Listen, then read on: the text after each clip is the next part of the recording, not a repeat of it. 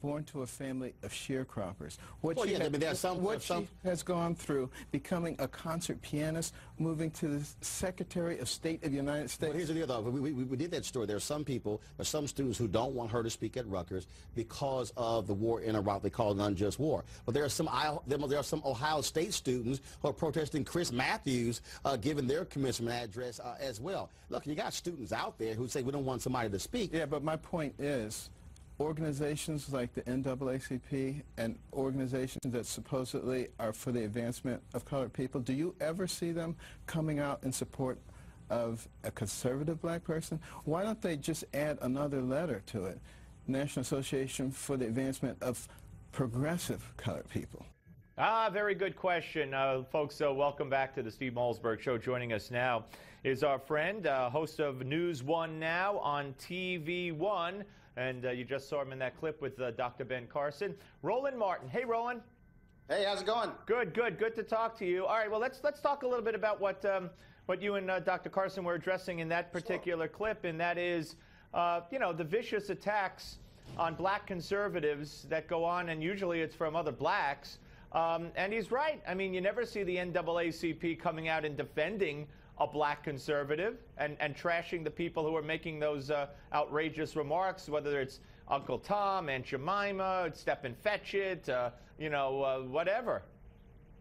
Well, absolutely right. I mean, there have been some examples where folks have defended, but the issue that I've always said is that if you're going to criticize somebody, you criticize them based upon policy, based upon issues, versus the caricature and things along those lines. And so, look, and in fact, what led to this is a couple of weeks earlier, I had talked about this very issue where I took exception to Joshua Dubois' article on the Daily Beast, where he said that Dr. Ben Carson is no longer a role model for young black kids or even other kids because of his conservative viewpoint. I said that does not somehow negate his narrative. It doesn't erase what he did coming out of Detroit.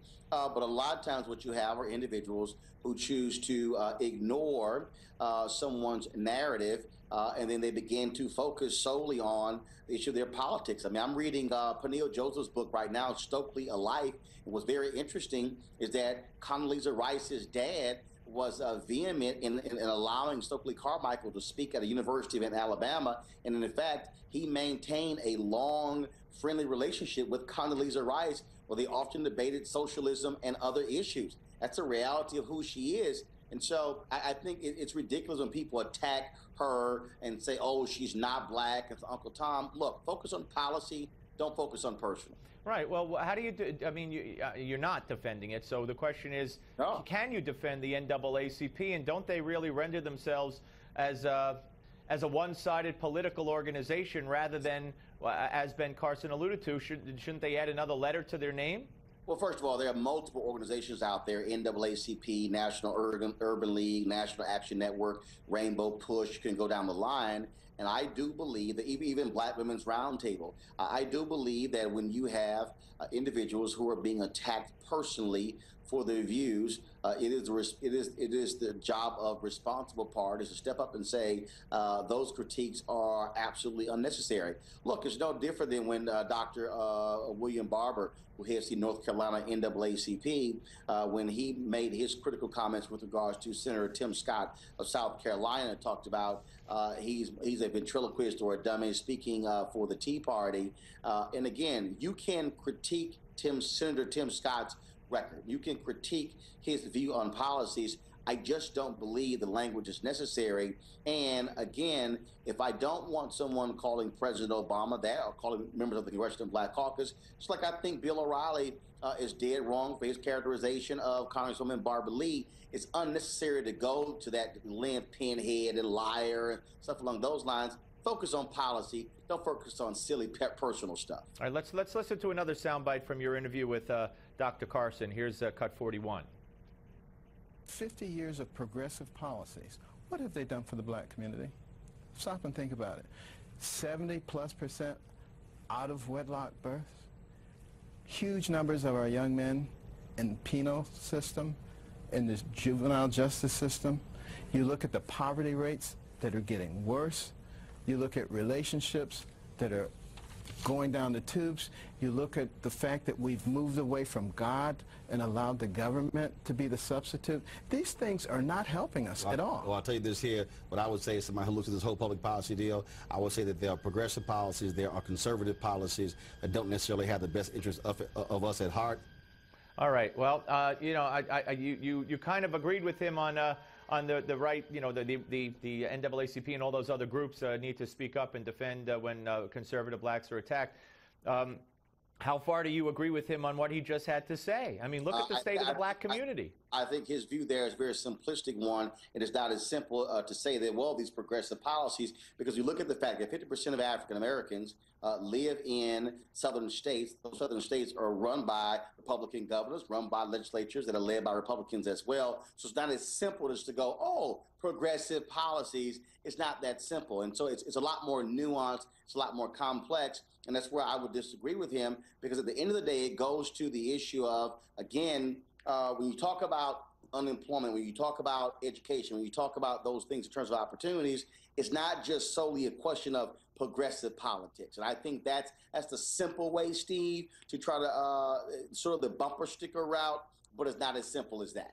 Well, again, you could argue that just because there's a Republican governor, it doesn't mean. I mean, Chris Christie's a governor of New Jersey, but you know, I don't know if you could overlook that Cory Booker and Sharp James before him have turned Newark into a total disaster area. Well, actually, last I checked, Newark actually was a disaster before they even got into office. But again, what I'm speaking of is where the people are. What I'm talking about, when you look at the pure numbers in terms of where more than half of the black population exists, when you talk about Mississippi, Alabama, Arkansas, Louisiana, Georgia, Tennessee, Florida, we can go down the line. We can also go down the line in terms of what is structural, what is historical. And so Ben Carson might say the last 50 years, but I can't focus on the last 50 years if I ignore the previous 50 years to understand how you even got to that point. That's why I say, Steve, it's simplistic to only say progressive policies. It's a lot deeper, a lot more nuanced than what he said. Well, what? Give me an example. Why is the black? But why is the black community in such dire straits? Well, first of all, which area you want to talk about? Because if you're talking about the issue in terms of black wealth creation, the Brandeis study showed that you get $100,000, the average wealth of whites in America. For African Americans, is $5,000. No, I'm not talking about, well, I'm talking about unwed mothers. I'm talking about kids without fathers. I'm talking about that. Steve, here's the deal, though. See, you asked me a question, and I'm giving you one. No, then you said it depends what you want to talk about. So now I'm telling you what I want to talk about. And that is unwed mothers, kids without fathers, education, dropout rate. Steve, 1 second. You specifically talked about the problems in the black community. What I make clear is that they're multifaceted. Now, what I'm saying is, and let me finish my point. When I talk about the issue of wealth creation, that also goes into economics. That goes also into the issue of, in terms of paying for education. It goes into the issue of that. You look at the last 5 years because of the home foreclosure crisis in America, 53% of black wealth wiped out. How is that impacted? Well, easy. The Wall Street Journal did the analysis, and last year, $23.09 billion was loaned to small businesses. African-American businesses got 1.7% of that. Why? Largely because the only thing they have for collateral is the home. And so there are 1.9 million black-owned businesses in America. You have black women own 1.1 million of those. And so when you talk about how do you transform a community, you do that by small businesses. If you have the inability to be able to get loans to build your business, then you actually can't do that. That's one facet, Steve. All right, but Roland, we're almost I'm not going to focus on. You want to say, well, this area, I'm saying there are multiple areas. All right. Yes, but you did say to me it depends what you want to look at, and then you went and you chose it, and I was just trying to bring it back to what I consider to be the grassroots level, if you will, starting from scratch with the kids without fathers. We're out of time. Roland, we'll have to pick it up the next time. I appreciate the conversation, but we are out of time. Always appreciate you coming on. That's Roland Martin, host of NewsOne Now on TV1. Check it out. It's a great show. And Roland and I go back a long time. When we come back, give me 5 right here on the Steve Malzberg Show on Newsmax Television. The Steve Malzberg Show.